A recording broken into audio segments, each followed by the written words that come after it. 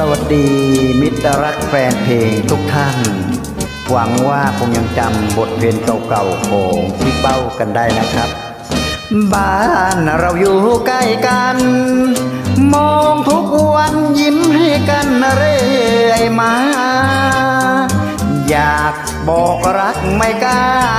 เพียงตามองตาก็ไม่กล้าเอ่ยคำ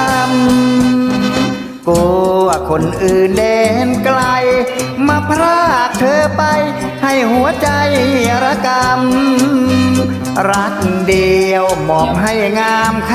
ำไม่เคยคิดทำให้เธอช้ำหัวใจ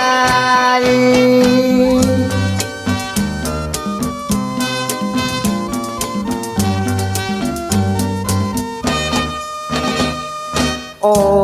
ดวงใจของฉันบ้านเราชิดกันไม่ใช่ใครที่ไหนรัก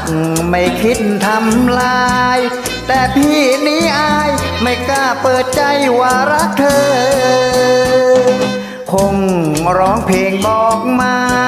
เพื่อให้รู้ว่าไอ้หนุ่มบ้านนานี่รักเธอ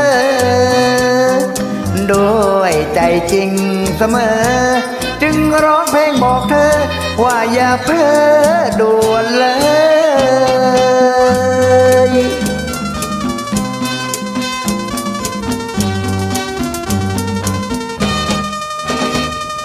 โอ้ดวงใจของฉันบ้านเราชิดกัน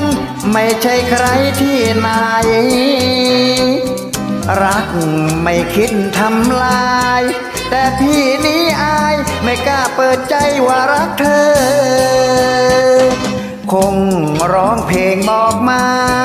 เพื่อให้รู้ว่าไอ้หนุ่มบ้านนานี่รักเธอด้วยใจจริงเสมอจึงร้องเพลงบอกเธอว่าอย่าเพ้อด่วนหรือ